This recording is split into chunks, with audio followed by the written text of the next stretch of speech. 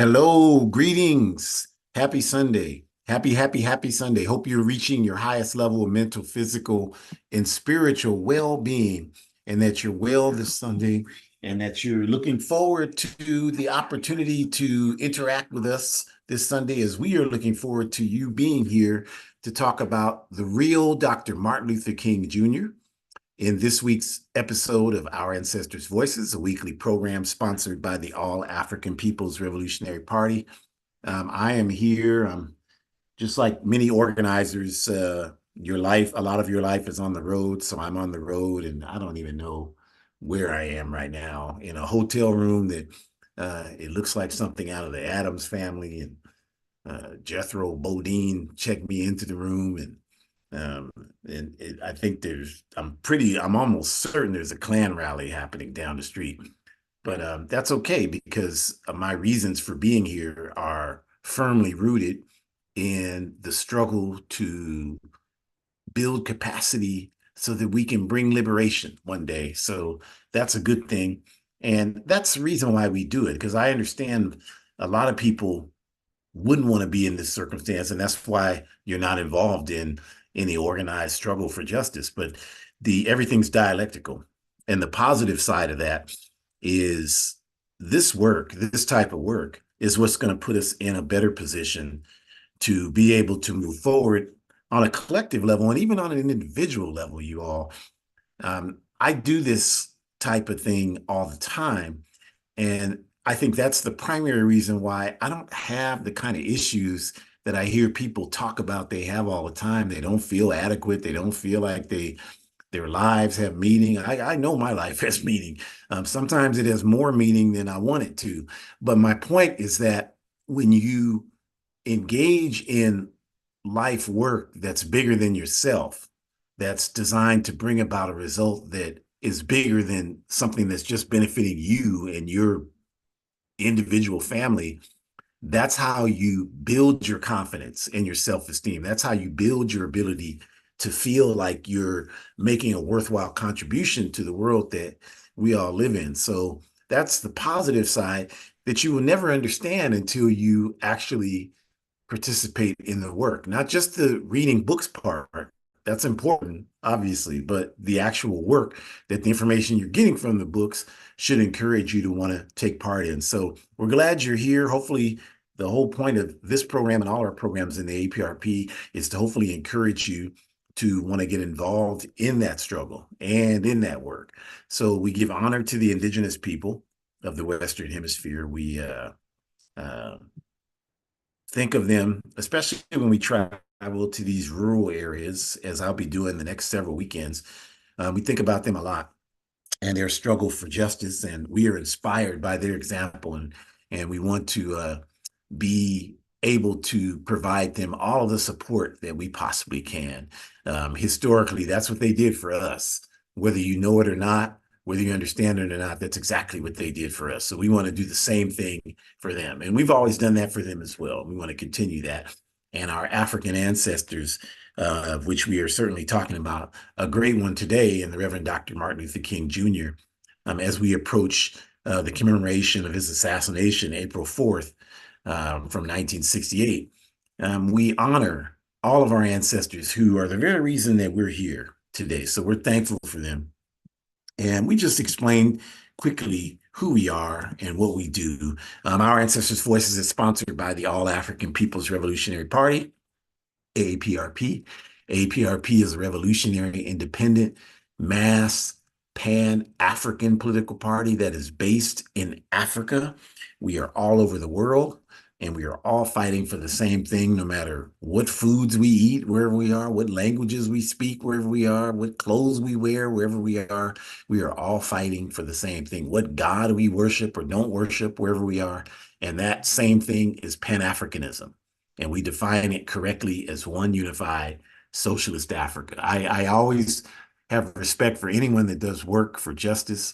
A lot of people, the objective we are focused on, laser focused on, is too big for you, too much of a vision for you. You want to, a lot of people want to do something on a local level. There's no contradiction with that. Do that work. It needs to be done. But for me, I've always been a big picture type person. And for me, the problem is bigger than what's happening locally. It's bigger than what's happening nationally or statewide. It's a worldwide problem. That's where our problem started, and that's the only way in my mind that it'll ever be resolved. So one unified socialist Africa, that's as soon as I heard it 40 plus years ago, I knew it was the answer for me, and I knew that that was what I was going to dedicate my life to bring it into existence. And I'm very proud to say that for the last 40 years, 40 plus years, it's actually more than that, but 40 years in the APRP, I've done everything I possibly can to do that work. And will continue to do it as long as I'm physically, mentally, and spiritually able to. And our work to achieve Pan-Africanism is outlined in Kwame Nkrumah's Handbook of Revolutionary Warfare. It's a great book that you should read, not just as an individual, but as a part of a collective organizing effort, because that's the purpose of the book, is to provide direction for how we achieve Pan-Africanism by uniting the revolutionary Pan-African forces on the ground that agree with the definition of one unified socialist Africa for Pan-Africanism, as Pan-Africanism rather. And our work is specifically that. And you have to participate. It took me a good 2 or 3 years in the APRP work study process to understand that work, because especially if you're in one of these Western capitalist countries, nothing prepares you to understand the concept of African people all over the world working together for one objective. Everything you've learned has told you that that not only is not happening, but is actually impossible. Everything you've learned has told you that. So it's almost it's an oxymoron to tell you, yeah, this is happening, unless you experience yourself. That's the only way you can understand it and see it. That's the only way you can understand it and see it. So that's why we encourage people to join work study circles, but also to engage in the work. Because for me, I've done the party work on the ground all over the world, all over Africa, Europe, the Caribbean. So I've seen the work. I've participated in the work with people in all of those places. So I know it's happening. I know what our potential is. But if you just like you're in the United Snakes and you've never traveled outside of the United Snakes and you're talking about it, I know you want to believe it, but it's going to be very difficult, because everything you've experienced is designed to make you believe that what we're talking about here is just not possible, because we don't control any of the information flow in this backward cesspool. So just think about that. And Our Ancestors' Voices, again, is hosted each week by the APRP, and APRP organizes myself and Shakura, my biological and ideological daughter. And speaking of Shakura, to start this topic, the real legacy of Dr. Martin Luther King, I will turn it over to Shakura. Thank you. Thank you. Greetings, everyone. Hello, hello. We hope you are well. I always enjoy talking about our comrade, Dr. Martin Luther King, the Reverend Dr. Martin Luther King, especially because I feel more and more of his presence, because I am fortunate to be on Cherokee land, colonized to be called Memphis. And as many of you know, this is where he took some of his final breaths. So just 20 minutes from where I'm standing, roughly, give or take traffic, you can witness the balcony where he stood, where he was murdered. And so just thinking about, just how I always just get really caught up when I hear, that people don't want to be connected to their ancestors. And I get caught up when I hear people saying that they don't, want to have a connection. They don't want to acknowledge that they're related, or that there's, that running through their blood or their veins, whatever that looks like. Excuse me. It's always weird to me, because we have such a great opportunity to be impacted and influenced by all of the ancestors. I mean, they became ancestors if they were trying to do something for their people. And unfortunately, they lost their lives because of it. And King is a great example of that. So many others, right, have unfortunately left this earth because it wasn't anything that they could do to be stopped except for them being murdered, right? And so, these people went through houses being bombed. They went through death threats, people calling, telling them that they're going to hurt, in some cases, rape their family members, right? And so I say all this to say this is a norm under capitalism because at the end of the day, you basically have two ways that you can behave in capitalism. You can be, a really good house slave and you can submit, as we talked about last weekend, right? Africans who are very confused and who think that, subduing under the capitalist principle, accepting it, promoting it, living by it is the best way that they can live their life and do what they have to do. And because of that, you have people who have seen them as puppeteers to be able to do that because Africans are, dispendable, right? And so there's that. And then there's also these Africans who are fighting back. And because of it, they need to be taken care of or neutralized, right? And so it's just important to understand that under capitalism, that's the norm for you to either be one or the other. And if you are, in fact, the second, then you have to go because the whole purpose of capitalism is to remind you what your responsibility is to help that system make as much money as possible. That's the whole purpose of capitalism. It never ever has to be mindful of how your mental health is doing. Capitalism doesn't have to think about how it might be exacerbating your mental health. Capitalism doesn't have to think about how your baby is sick with a fever again and your insurance hasn't kicked in yet. So you're not really sure how you're going to get them the medicine they need. Capitalism doesn't have to think about how stressed you must be because you just lost your job and you just bought a house and you're trying to figure out how to get the bills paid in between. Capitalism doesn't have to worry about if your parents are sick and you now are a caregiver, or maybe you're a sandwich generation and you're taking care of your children and your parents. This system does not have to give a darn about any of those things because the bottom line is everything is centered around this system making as much profit as possible so that private entities, corporations, organizations can continue to make as much money as possible. That is the objective, you all.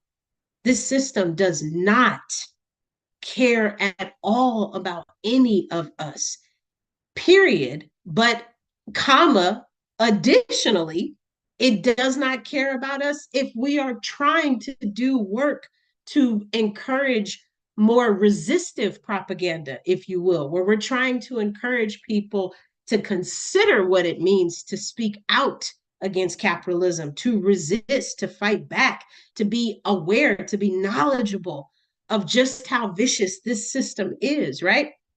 Certainly not going to care about us, but we can't do this kind of work and not have repercussions. I just talked about that, right? And so, just so we're clear, this is the same system that is not interested in representing people because it's all about gaining profit.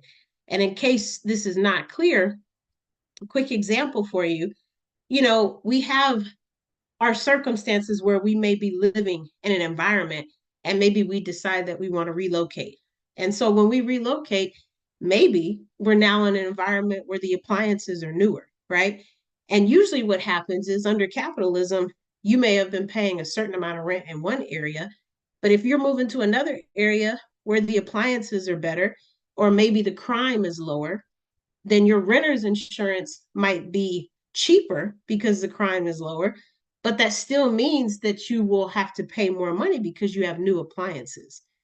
Now, if you take the fact that you live in an area where crime is higher, well, your renter insurance is going to be more expensive. And you probably don't have renter's insurance because you want to. You have it because you need to in order to live at the apartment complex. So the apartment doesn't want to just make money off of you because you pay rent every month. They also want to make money off of you by charging you for water. They want to make money off of you by charging you for the renter's insurance. And if you have an animal, you'll probably have to pay for that. And then they'll find some other ways to jack on as many prices as they can, right? And so then if we add in the fact that you're living in this place where you have newer appliances, you'll probably have to pay for those too, just because they're newer, right? And so just thinking about these different ways that, as my grandmother used to say, everyone has their hand out. And as a child, I didn't understand what she meant. but may she rest in peace. I understand it very clear now as an adult, and I cannot believe how intelligent she was. And I just wish that I had known that sooner. I mean, how intelligent was that? Everybody has their hand out, and she's absolutely right. She's absolutely right. So we just have to remember, you all, this system is not designed to benefit us. And in case you're like still trying to connect the dots, when we think about capitalism, you have to understand this system impacts every single part of what makes you a living being individual. It impacts every single part. Capitalism definitely impacts us from a health standpoint. I've talked about that in many different ways. We think about how certain groups of people, specifically those who are impoverished, those who are unhoused. We have our comrades, our LGBTQ folks that have severe health disparities. Our indigenous comrades have severe health disparities. Our African comrades have severe health disparities. Our Asian descent comrades, people who are colonized, people who are poor, people who are non-male, people who are non-hetero. All of these different folks have some serious issues. People who are differently abled have some of the highest cervical cancer rates I've ever seen in my life. And it is ridiculous to me that that is such an astronomical number. And yet it seems that no one is doing anything about it. Well, no one is doing anything about it because that's insignificant. No one cares, right? And so these are the things that we think about. And so capitalism impacts what kind of education people are to receive. And I'm talking about primary, but I'm also talking about secondary. I'm talking about the fact that when you go to college, you're not even supposed to literally think for yourself, even as a college student. And how ironic is that? Because the whole purpose of you going to college is to literally find your voice, right? That's why you're supposed to be writing these papers, right? That's why you're supposed to take on these positions in these papers, right? What's your argument? What's your thesis statement? But yet, if you say the wrong thing in the wrong class with the wrong professor, well, now you might be risking getting in trouble or maybe getting a lower grade because your professor may not like something you said. I had a student who turned a paper in last week and they talked about how there was a Occupy Palestine protest on campus. And in their words, it was nonviolent and it was peaceful. That's what the students said. And the students said in the assignment, they said, I really feel some type of way saying this to an SJSU instructor. And I was thinking to myself, well, I don't think you know very much about my politics, even though I talk about Occupy Palestine all the time in my class. I talk about how much I support it. I talk about the contradictions. I talk about why we need to understand what Zionism is. I mean, I've talked about it in great lengths, but apparently they missed that part of the information. They missed that part of the conversation. So, with that being said, my point is this student can't even express themselves in their own assignment because they have so much fear that there will be repercussions, that they will be retaliated against, when in actuality, it's their assignment. They should be able to write whatever they want. And I should be confident in my own beliefs where I shouldn't be intimidated or offended by what they have to say. But that's not the world that we live in, right?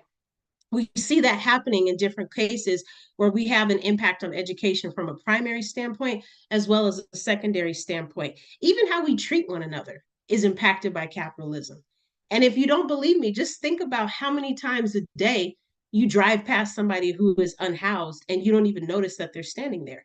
Just think about how many times a day you are thinking about yourself and your entirety, because that's what this world promotes: individualism, selfishness, where you don't even have to think about how other people are being impacted by things or how other people are still trying to include you because they are not individualistic and selfish. We've talked about that in great detail before. It always amazes me when I hold the door for people just how many people don't say thank you. It really amazes me, like to this day. And I've started to just be aggressive back and say, you're welcome, because it's like, are you that in your own space that you don't even have to acknowledge? I could have just let it fall in your face. Like, do you just not acknowledge that? But there's so many people that either have expectations, they're not thinking about you because they're already thinking about the next thing they need to do. And I think that's precisely the problem. How we treat each other, humane treatment, is directly impacted by capitalism. You're absolutely right if you think that. It is absolutely impacted. The entitlement that people have, the expectations when you go to restaurants and you have to wait longer for your food, how angry people get, all of that is a result of capitalism. How you treat service workers, a direct result of capitalism, a direct result of capitalism. Whether or not you decide to tip in a livable wage approach, direct result of capitalism.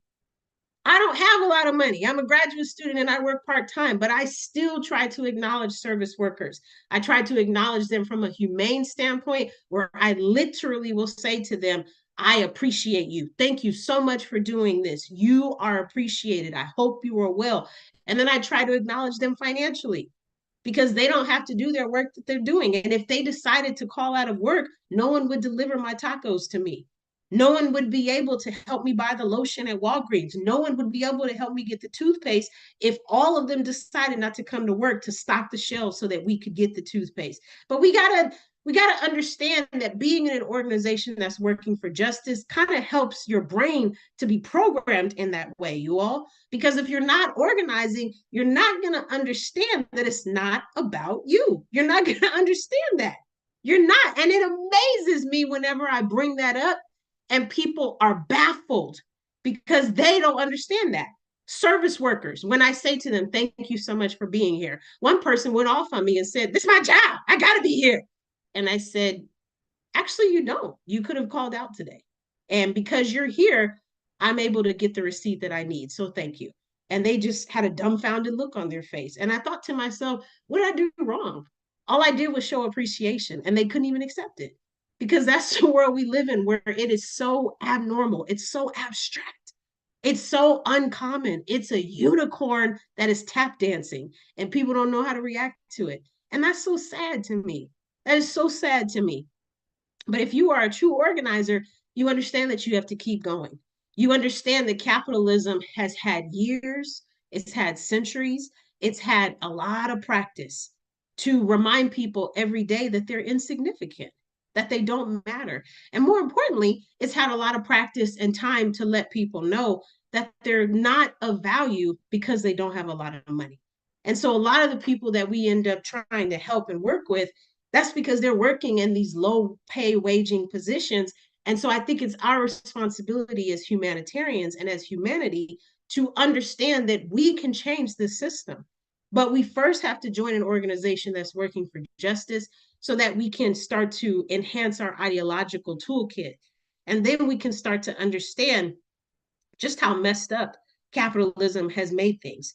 And then from there, I think we can have a conversation where we're acknowledging that because money is more important than people, that means the system is not going to be honest. It's never been honest about anything that it has. Every single thing that capitalism has is stole from somebody else, including actual people from Africa and actual land from the indigenous people. It stole everything. Okay. So once we understand that, then we can understand the system can't be trusted. And that's when we can start to help other people understand you have an option.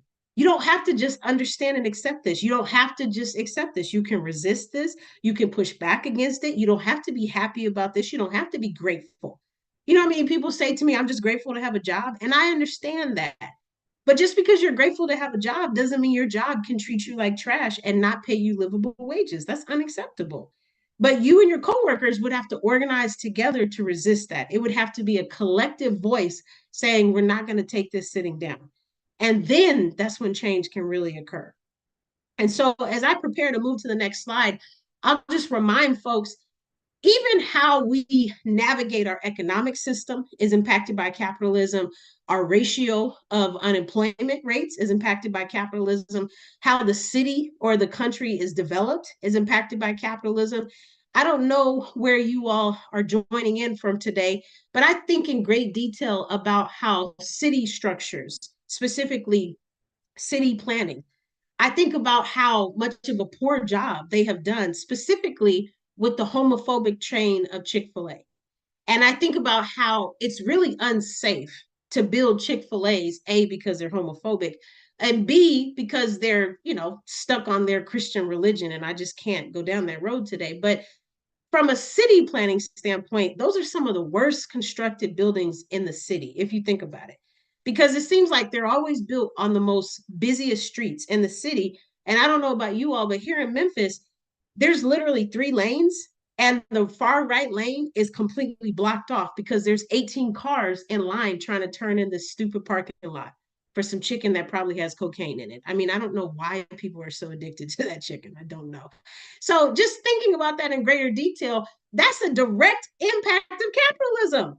That's a direct impact where you might easily risk having an automobile accident if you don't know and you're visiting that city and you don't understand what the traffic is. You think it's traffic because it's traffic on the street. You have no idea that you're in the wrong lane and you literally need to get over. Otherwise, people are going to think you're in line going to a restaurant that you have no business going to. It's really that, but I've seen that though. I've seen that in several cities that I've gone to visit, and I'm asking myself, why isn't there a better plan in place for this? I don't get it. And so, as I prepare to talk about this next slide, we just have to think in more detail about how, in fact, this has been our norm. This has been the consistentness that we have thought about. This has been what it's always been. It's always been about profiting. It's always been about making as much money as possible. This is why when you go to pump gas, if you choose to use a specific type of payment, maybe you use a credit card or maybe you use cash, then you might have to pay the cash fee if you use your debit card. And I'm always baffled by that because gas itself is $65. So you want me to give you $65 and $3.95 on top of that? Wow. Capitalism. As much money that it can get out of you, it will continue, continue, continue, continue, continue, continue, continue. That's why we have to rise up. That's why we have to push back. That's why we have to organize to push back. We can't push back individually. And we should organize together because there's more of us than the people running the system. And they will learn that we have had enough, but we're going to have to come together in order to do that. And we don't have to be in the same organizations to come together, not by any means. We'll talk in great detail about some of the different organizations that Dr. King was in, but he had many different organizations with many different groups of people. Some that would help each other organize, but had their own intended organizations that they respectively belonged to. And that was that. And so, just thinking in great detail about this, we understand that we have a responsibility, if you will. Just because this has been our past, it doesn't mean it has to be our future. And more importantly, it doesn't mean that we have to promote this as the future. We can make a decision to change things. We see that more and more indigenous colonized people, African people are still being gunned down.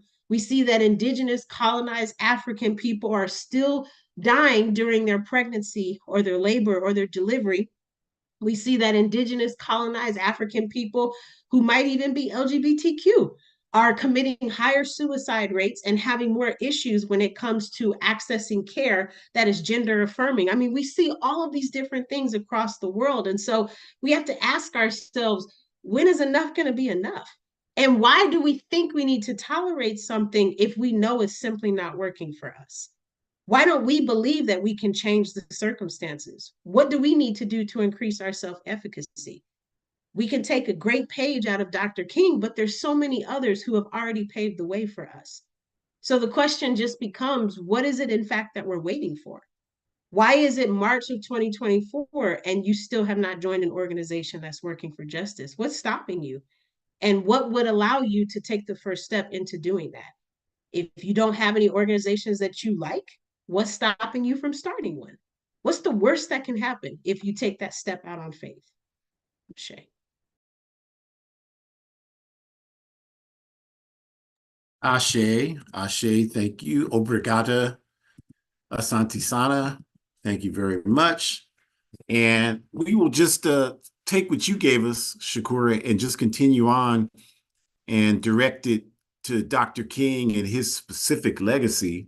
And I wanted to start by framing it in the context of who exactly was Reverend Dr. Martin Luther King, because the capitalist system, as you said eloquently, it does such a great job of creating the image of Dr. King and anybody that struggles for justice that they want us to have. And they're able to do that successfully because they know the overwhelming majority of us will not take 5 minutes to investigate the answer on our own, and that we'll rely on our enemies to give us all the information we have about what Dr. King did and who he was. So they shaped the narrative for us. And the narrative that they've created is of this guy that was nonviolent. They certainly want you to know that up front. He was nonviolent. He loved everybody. They want you to know those things about him and that he fought for integration. They want you to know that. That's how they want to define Dr. King. And for most of us, that's how we define him because we only, again, know what our enemies have told us about him. But that's not really at all who Reverend Dr. Martin Luther King was. So we want to talk about specifically who he was. And we start with the pictures on the screen. If you're looking at the screen, we have a picture of Dr. King at Ghana's independence ceremony on March 6, 1957, with Kwame Nkrumah there at the top. Kwame Nkrumah invited Dr. King there as a guest, and Dr. King and Coretta Scott King went there, and they developed a relationship in 1957 that they maintained until Dr. King was assassinated in 1966. In fact, Nkrumah was somewhat of a mentor, quiet as it's kept, to Reverend Dr. Martin Luther King. And then in the middle, we had the one meeting between Dr. King and Malcolm X in June of 1964 at the U.S. Capitol when King was there lobbying on behalf of the Civil Rights Act, which was being debated by Congress at that time. And then on the bottom, in 1967, we have a picture of Dr. King at the headquarters of the Nation of Islam in Chicago, here in the United States of America. And King is meeting with the longtime leader of the Nation of Islam, Elijah Muhammad, there.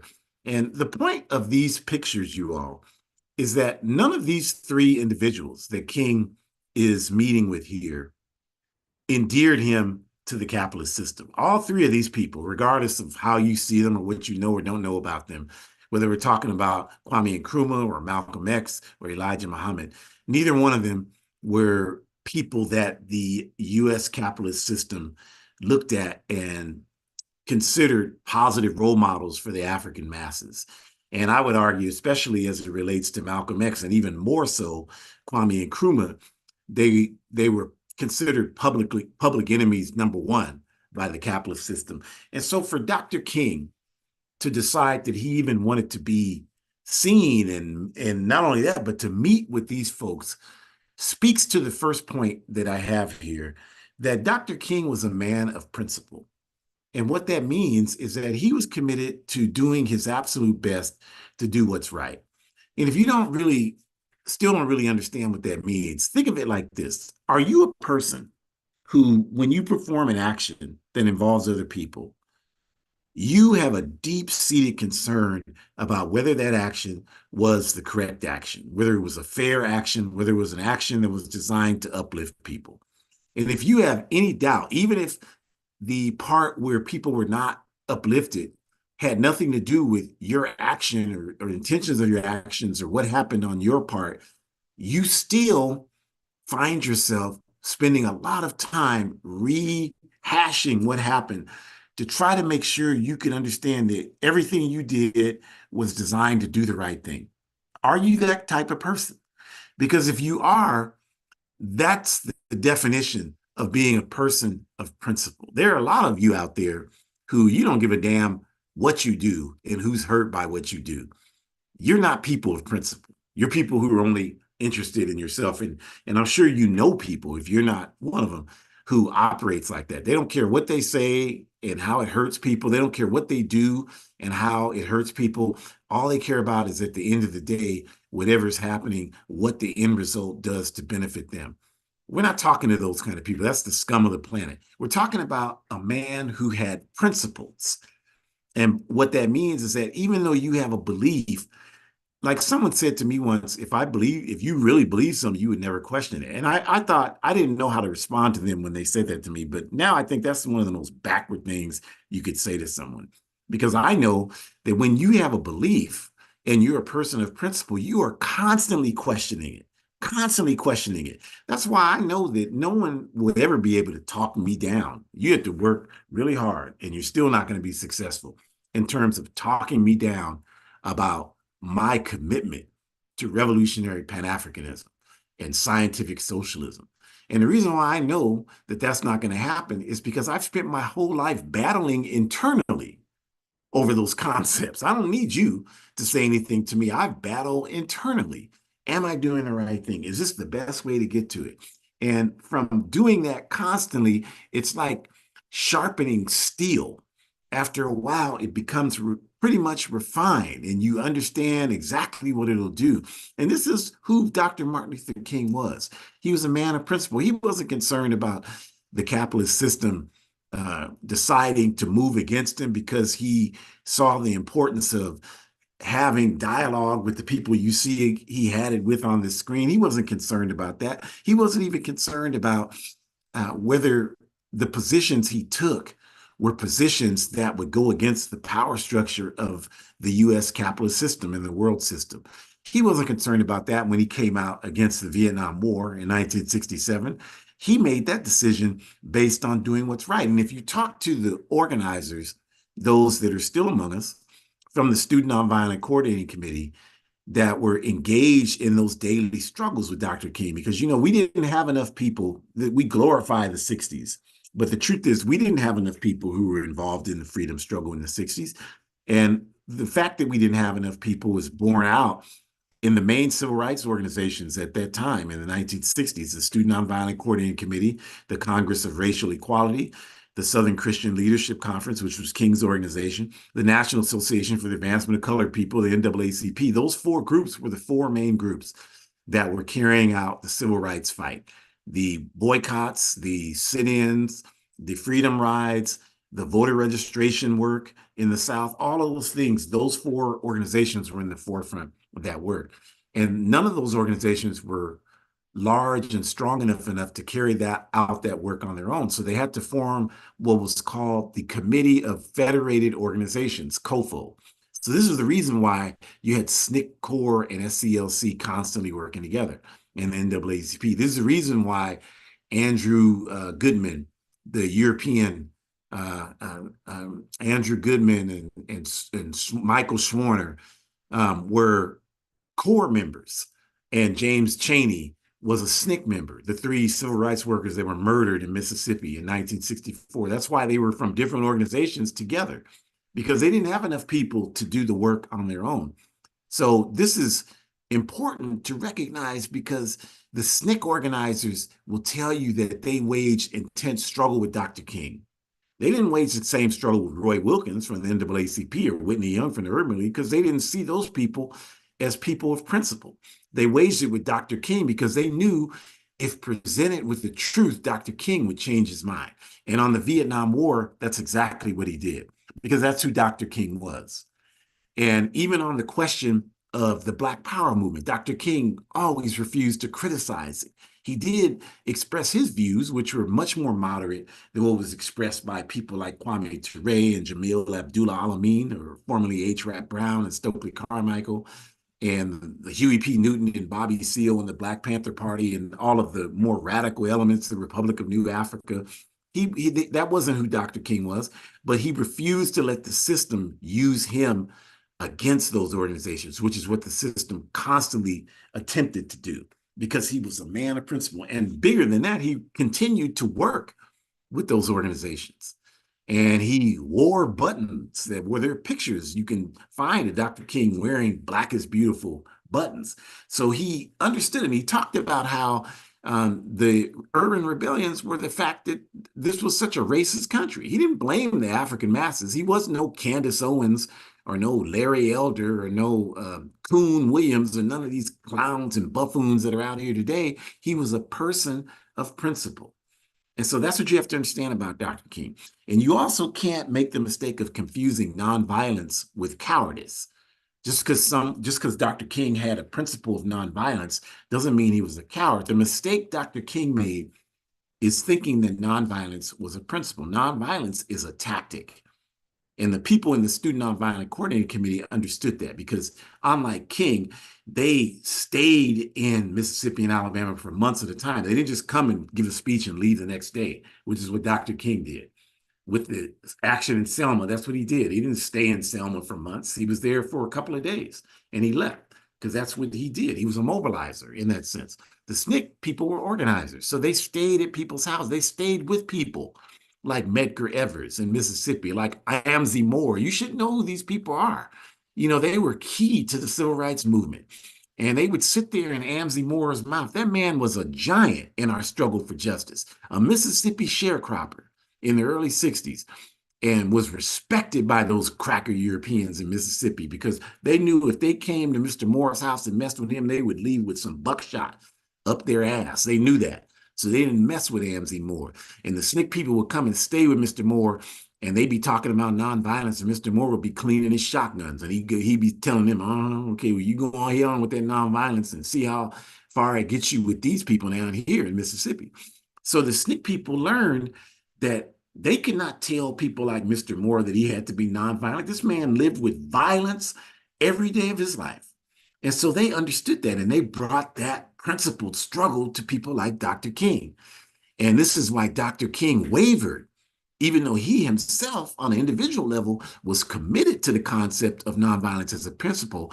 He began in the latter stages of his life to waver on saying that this is something that the overwhelming majority of our people had to endorse, which was a position he held early in his civil rights career. In fact, he never once denied the participation of the Deacons for Defense, an armed African organization of ex-World War II and Korean War veterans, to participate in protecting the marchers, because Dr. King wasn't stupid like a lot of us are today. He understood that if the deacons had not participated, there were tons of people killed in the civil rights movement. There would have been a whole lot more if it weren't for the deacons being there ready to fire and oftentimes having to fire their weapons at white supremacists in order to stop them from terrorizing us. So don't confuse nonviolence with cowardice. The mistake King made was he didn't live long enough to recognize that nonviolence has to be a tactic. You have to use it when it works. When it doesn't work, you have to do something else. Just like a lot of you today are confused about voting. You think voting is a principle. You don't understand that it's a tactic. You use it when it works. When it doesn't work, you do something else. But your enemy has convinced you that it's the principle. So you think if you don't vote, there's nothing else you can do to advance the struggle for justice. That's just what the capitalist system wants you to think, because with that thinking, you'll never do anything. They'll have all the elections in the world and you'll get absolutely nothing out of it, and you'll never do a damn thing about it because you think that's the only thing you can do because it's a principle in your mind. It's a tactic, just like nonviolence. And Dr. King was not driven by ego. This man was constantly disrespected. Y'all don't understand that because you got this Wells Fargo, AT&T image of Dr. King that's on the commercials every January 15th. But the reality is that this country hated Reverend Dr. Martin Luther King. The government officials in this nation, when he was alive, they loathed this man. They hated him. J. Edgar Hoover, the longtime director for the Federal Bureau of Investigations, called Martin Luther King the most notorious liar in the country. That's what he said. And Lyndon Johnson agreed with Hoover when he said it. Lyndon Johnson was president at that time. These people hated Dr. King. Dr. King went to Medgar Evers' funeral in 1963 in Jackson, Mississippi.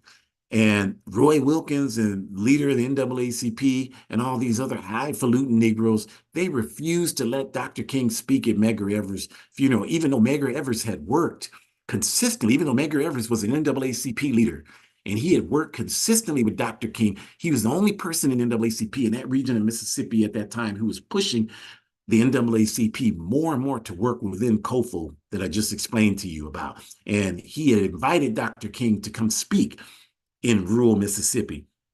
And so Dr. King should have spoken at Medgar Evers' funeral. He was the most respected person there. And these people blocked him from speaking because they didn't want to lose their prestige to Reverend Dr. Martin Luther King. But Dr. King held his composure at that funeral. He recognized that it was bigger than him. It wasn't about him. It was about the contributions of Medgar Evers, who was gunned down by some reactionary racist, who some of their relatives are probably in this town I'm in right now. And so he didn't let that bother him. He just sat there and principally made it through the ceremony. And he did that often because he wasn't driven by that kind of ego. He was a man of principle. And so let's talk about who Dr. King was not. Now that we said a few things about who he was not an organizer.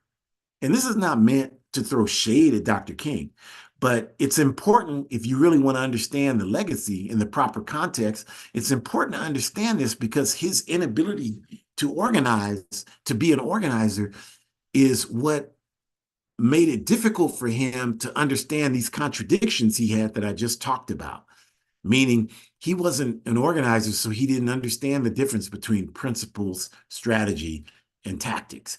Organizers always understand the difference between principles, strategies, and tactics. Mobilizers are not required to understand the difference between principles, strategies, and tactics. The difference is principles are values that you never compromise. Like for me, principles are Africa is primary. America is not primary to me. I don't give a damn what happens in America. I'm concerned about Africa, the national home of African people. Let me say, I don't mean I don't give a damn. I care about it in the context of how the indigenous people gain their sovereignty here in America. But I'm talking about in terms of this empire that currently exists. I don't give a damn about that at all. If some people came and invaded this country right now, I would go find me a place on a hillside to watch it happen. I wouldn't give a damn about it one bit. And if you would, you're crazy as hell, because I believe that I'm going to stand up and fight for people that are going to stand up and fight for me. And this country has never fought for us, never fought for us. So you're a damn fool if you're going to risk your life for a country. And I'm talking even to you in the U.S. military. You risk your life for a country that wouldn't do a damn thing for you. You're crazy. You need counseling to do that. I'm sorry. You need to go see a counselor. And to, not me. Never in hell would I stand up and fight for somebody that's not going to fight for me. To hell with them. I give them the same level of respect that they give us. But he was not an organizer. He never was an organizer. And so, because he wasn't an organizer, he didn't understand that principles are values you never compromise. Strategies are techniques you engage in to achieve an objective. And the tactics are the things that you carry out to make that objective happen. And so he wasn't really clear on all of those things. And this is borne out by why he was not able to recognize some of the contradictions, like his position around the state of Israel, for example. He didn't live long enough to sort that out because he just was not clear on this question of being an organizer and revolution and contrasting that with strategy and tactics and understanding those things from an ideological standpoint. He had faith, but religious faith, is not the same as having principled ideological struggle around questions of movement and advancement. It's not the same. And so he just didn't live long enough to sort these things out. So he wasn't a person who had the kind of vision to understand that the majority of people in the world are never going to be nonviolent and are never going to be fighting to integrate into the capitalist system. That's just not ever going to happen. It never has, and it never will. I know you think that it has because they told you that that's the only thing that can possibly happen. But if you look at the world from a more scientific standpoint, it's never happened, and it never will. In fact, capitalism is in a sharp decline. That's why you're seeing the crazy things that you're seeing happening the way they happen.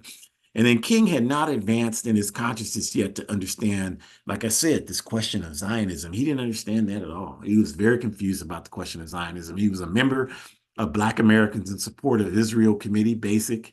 He was a working member of that. And when SNCC came out in 1967 against the Zionist state of Israel, Dr. King was offended by that. He just didn't understand it. Again, this is his shortcoming in not understanding. I'll give you an example. Like a lot of you today, you'll say that in the 60s, we had alliances with the Jewish community. What is an alliance? If you're an organizer, you understand that an alliance is when you work together. You take all the risks together. You take all the defeats together. You take the costs together, all at the same time. Now, other than a few, there certainly were people who were European Ashkenazi Jews who participated in the civil rights movement, but these are individuals, just a few individuals that did that, a handful of people that did that. The majority of the Ashkenazi Jewish community weren't involved in the civil rights movement. I'm talking about in terms of participating in it. They weren't involved in it. Sure, people wrote checks. They certainly wrote checks, but that's not alliance. Alliance is not you write a check and I risk getting killed. That's not an alliance. That's a puppet master relationship. That's what that is. And that's borne out by the fact that as soon as SNCC decided to take principal positions that didn't align themselves with the U.S. Zionist movement, the U.S. Zionist movement cut off the Student Nonviolent Coordinating Committee. As soon as they were willing to criticize Israel, they cut them off. So he hadn't developed an understanding of these types of contradictions yet to see that happening. He didn't understand that. There's no question today. I'm sure if King were alive today, he would understand that the Zionist state of Israel is a terrorist state because he was a person of principle. He would have come to that understanding, but he just didn't live long enough to do that. And finally, King was not perfect. There's a lot of weight put to this question of whether he was unfaithful to Coretta Scott King, his wife. And to that, what I'll say is two things. One, whatever happened there, that's between him and Coretta Scott King. And if you study Coretta Scott King, the way she carried herself, the FBI wanted to discredit Dr. King. So the terrorist J. Edgar Hoover, along with Nixon and Johnson and all those other cracker coordinators, they developed a packet that supposedly provided evidence of King's infidelities, and they sent that package to Coretta Scott King. And that woman was a woman of principle. She never revealed the contents of that package. She never said a word against her husband because she understood that had she gone out and she come out and done that, it would have been used to discredit his legacy. And she recognized and understood, unlike most of us today, that his legacy wasn't his individual legacy. It was the legacy of the masses of African people. So whatever pain she felt, she dealt with that herself. And for that reason, I respect the hell out of Coretta Scott King. And that's what you got to understand, is that he wasn't perfect. That's the first thing. The second thing about him not being perfect is that the tremendous pressure that this man was under. I'm not making excuses for him being unfaithful to his wife, if he was indeed unfaithful. And it certainly looks like he was. But what I am saying is I'm not going to listen to somebody that's scared to walk out their door at night pass judgment on the pressure of Reverend Dr. Martin Luther King, who lived in constant danger of being killed for his principles and the work he was doing.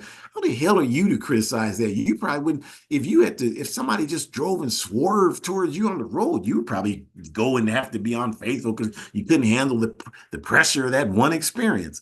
So I'm not in a position to judge him on that.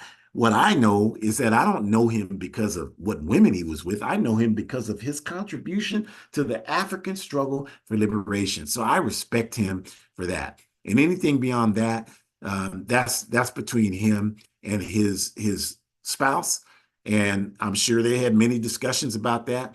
And I don't need to talk about that. I'm talking about what contribution he made to the struggle for justice. If I have a concern about that, I need to demonstrate that through the relationship that I have with my wife, which I do. So start thinking that way, that's what you need to do, and stop worrying about what other people are doing when most of you ain't doing it yourself.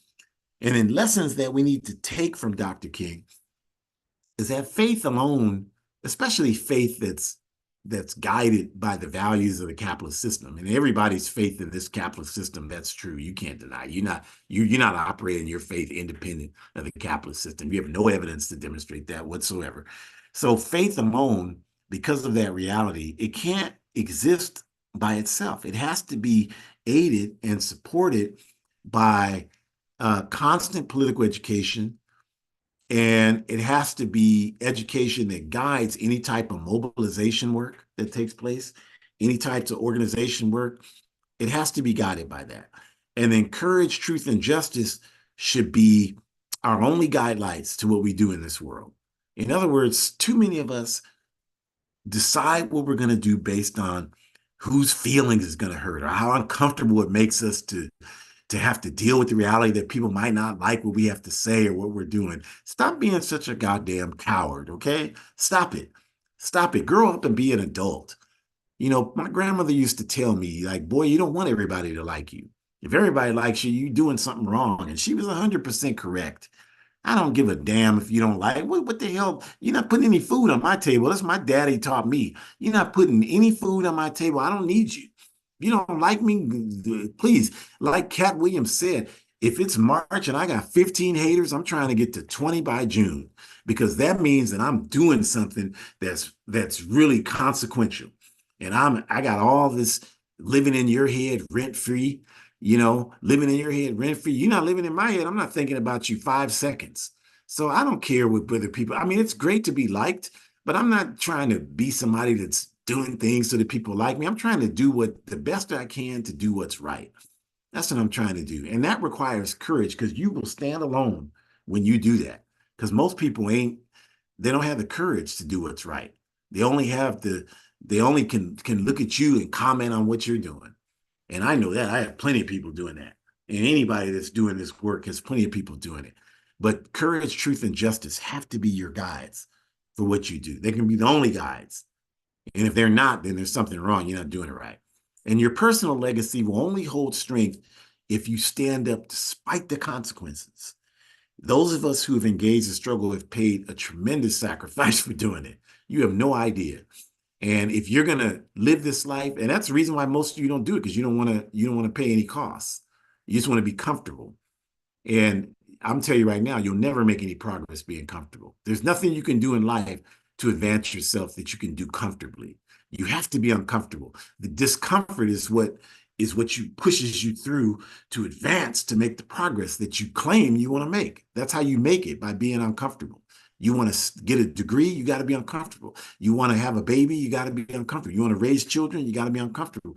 You want to have the job you want, you got to be uncomfortable. You want to be the person that you should want to be, you have to make yourself uncomfortable.